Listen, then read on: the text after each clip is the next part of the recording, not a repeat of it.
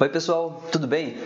Nós vamos falar agora sobre uma das antenas mais importantes que existe. É a antena parabólica, ou antena com refletor parabólico.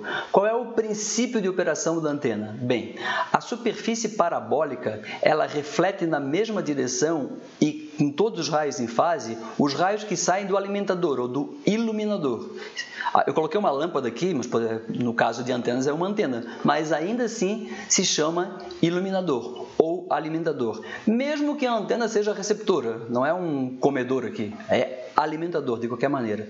Então, os raios saem do alimentador, que está no ponto focal da parábola, isso é importante dizer, eu vou deixar isso mais claro depois, tá? Então, aqui no ponto focal da parábola, qualquer raio que sai do ponto focal se reflete na superfície metálica parabólica, tá? E vão todos na mesma direção.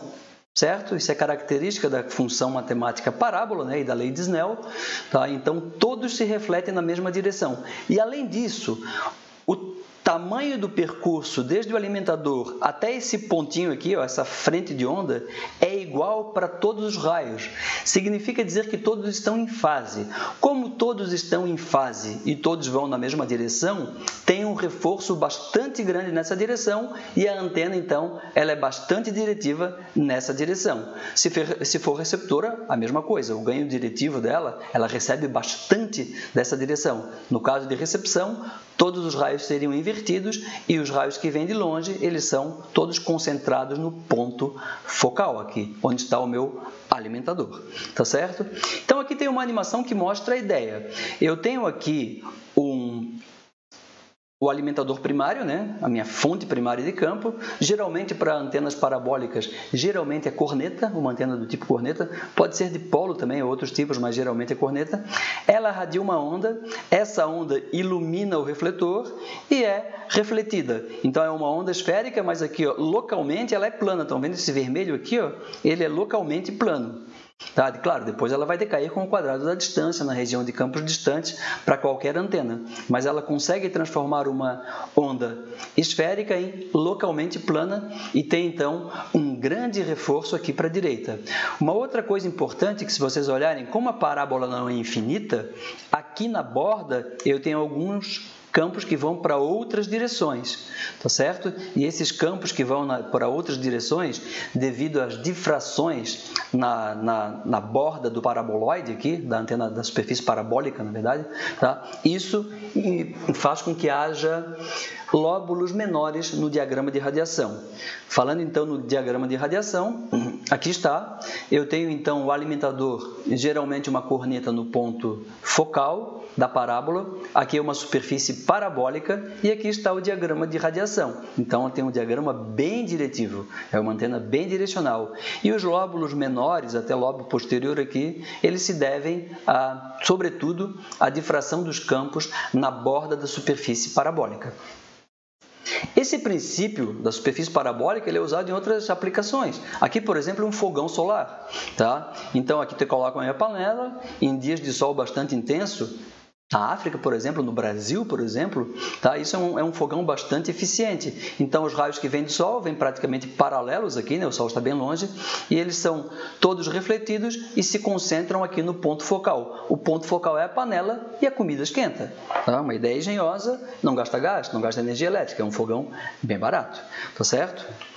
Uma outra ideia são os microfones direcionais. Tá? Então, aqui eu tenho uma superfície plástica, no caso, para refletir a onda sonora, e aqui eu tenho um microfone. Então, nesse caso aqui, ele está captando o som de um pássaro. Como tem muito ruído externo, eu quero apontar exatamente para aquele pássaro específico, eu vou utilizar um microfone que seja bastante direcional. E a superfície parabólica, ela serve muito bem para isso. Tá? E quanto ao ganho de uma antena parabólica? Bom, aqui está uma antena parabólica, então, nós já vimos anteriormente, quando falamos em abertura efetiva, que o ganho de uma antena que tem uma abertura física, a parábola tem uma abertura física, tá? O ganho depende da abertura física depende da frequência do comprimento de onda e depende também dessa grandeza εAB. Nós já falamos sobre ela, eu vou falar de novo. Então, aqui é a abertura física, o que está em amarelo. É a área por onde o sinal entra ou o sinal sai, que com determinado aqui, no caso, se for circular, tem um raio R. Tá? Então, esse εAB é a eficiência de abertura. Ele indica quão eficientemente a abertura física da antena é utilizada. Esse εAB depende da distribuição dos campos na abertura da antena, aqui nessa região pintada em amarelo. Tipicamente, antenas refletoras, tá? Parabólica, por exemplo, tem eficiência de abertura entre 0,5 e 0,8. Então, essa equação mostra claramente que uma antena parabólica, uma antena refletora de maneira geral, uma antena de abertura de maneira geral, para que tenha um ganho elevado, ela tem que ter uma boca grande, uma abertura física grande.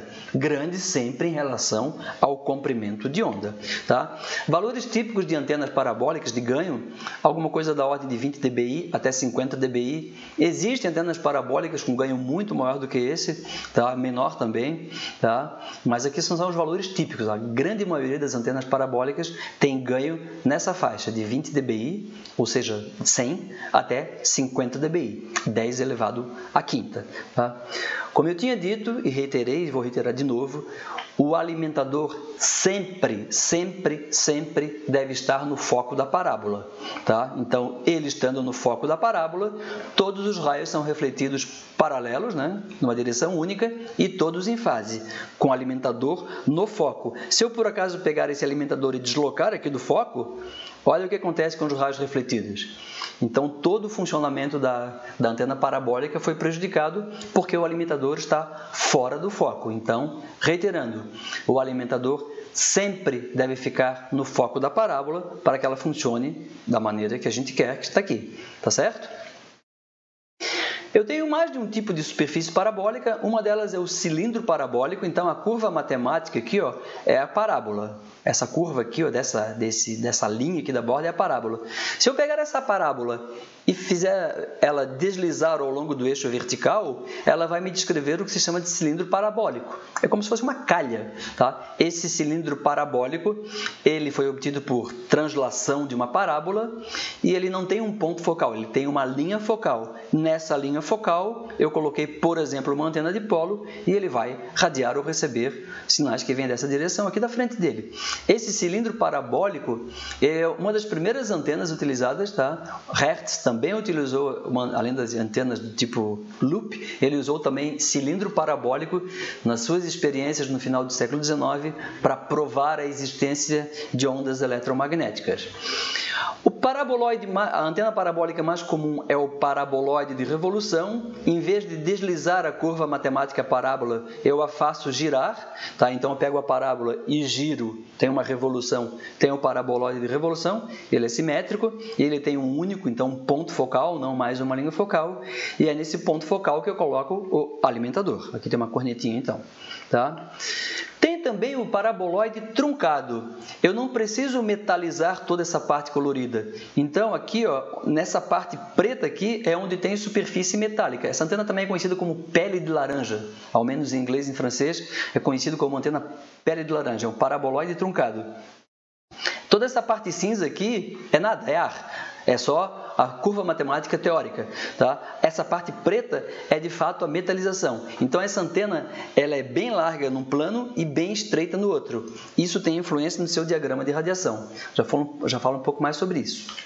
Aqui tem algumas fotos de antenas parabólicas, né? Então aqui está a superfície parabólica, aqui está o alimentador, que é a corneta, nesse caso um tipo de corneta corrugada.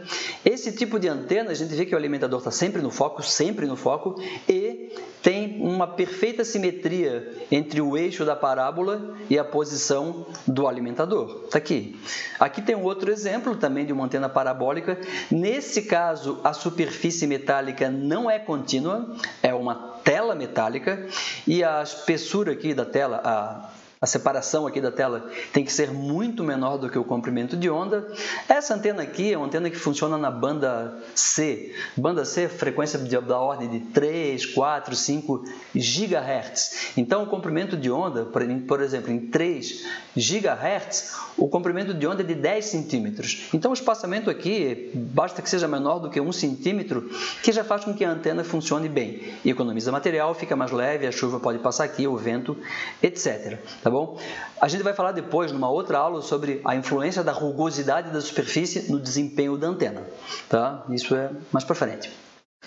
Aqui eu tenho um outro tipo de antena, uma outra antena parabólica. Então, essa daqui ela foi construída em gomos e depois foi montada na própria construção.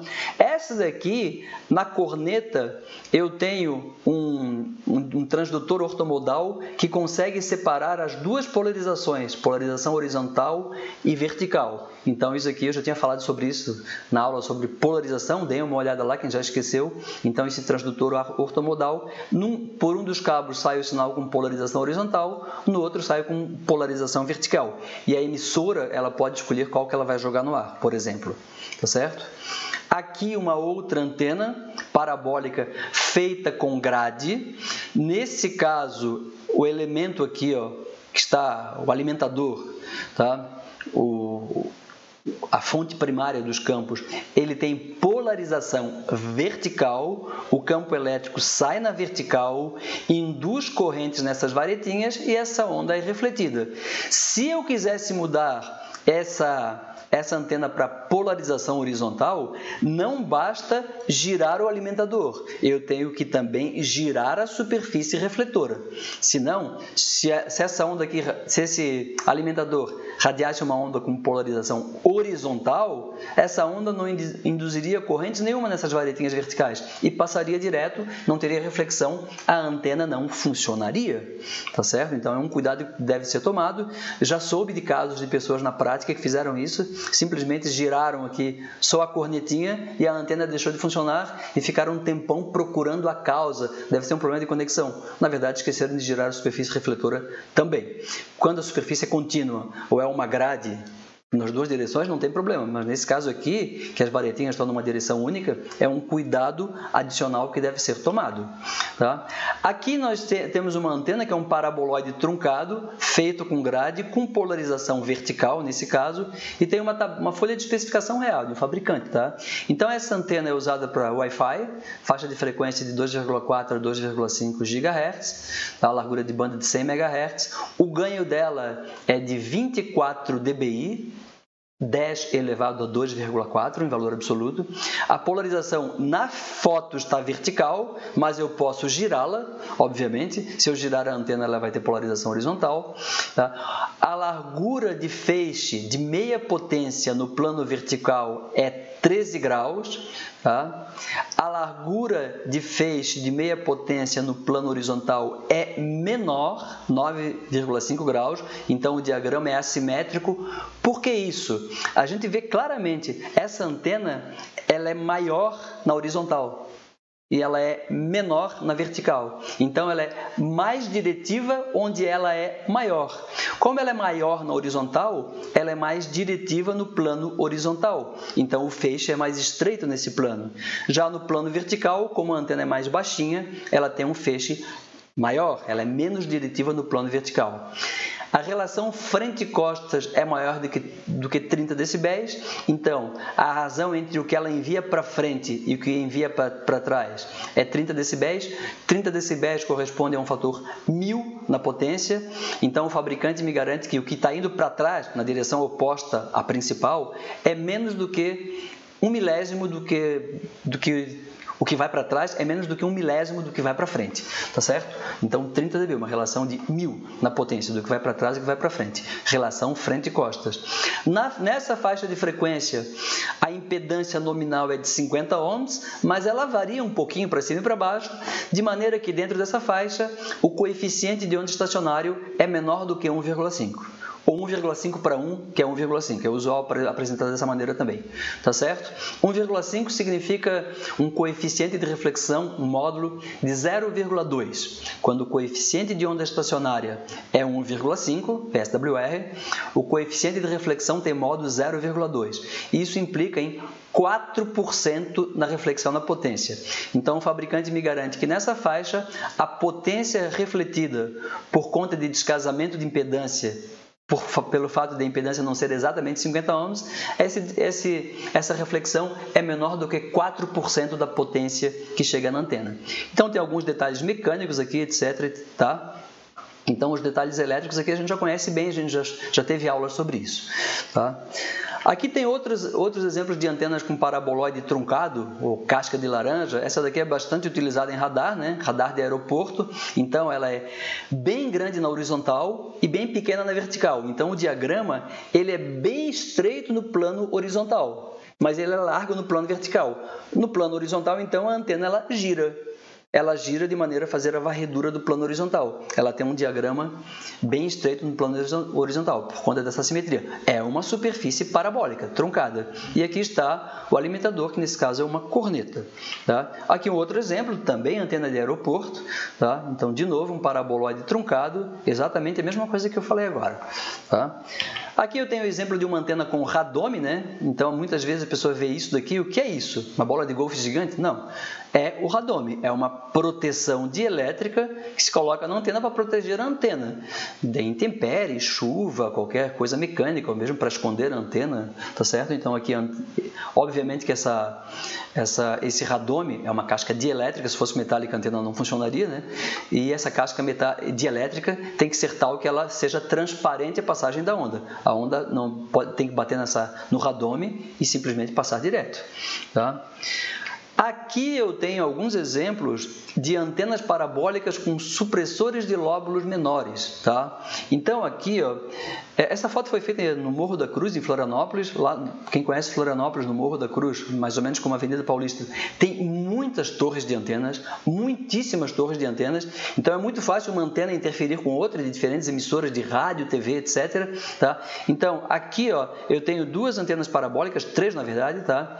Essas duas de baixo aqui, elas têm esses pedaços metálicos. Tá? Esses pedaços metálicos são supressores de lóbulos, tá? Lóbulos menores aqui. Tá? Então, se tem algum lóbulo indo para uma região que eu não quero que vá para não interferir com uma outra emissora, ou eu não quero que capte de outra emissora também, né? E também funciona tanto na transmissão quanto na recepção, eu posso colocar algumas, diz que pode ser feito até com latinha de leite em pó, corta lá na hora e coloca um seu bloqueadorzinho de lóbulo. E funciona muito bem, então me garante que nada está indo para lá, porque tem esses bloqueadores. Essa daqui de cima, além do radome, parece um tambor, né? Tem um radome, então, ela tem uma saia toda metalizada. Essa saia aqui, tá? É o termo que se usa, é saia mesmo, uns falam anel, mas também em francês, por exemplo, fala saia. A antena está de saia. Essa saia metálica, ela está aqui para evitar lóbulos menores em direções indesejáveis, tá certo? Então eu falei bastante aqui sobre a antena parabólica. Na próxima aula eu vou continuar falando de antena parabólica, mas de suas variações, começando pela antena offset. Tá bom, pessoal? Até lá então!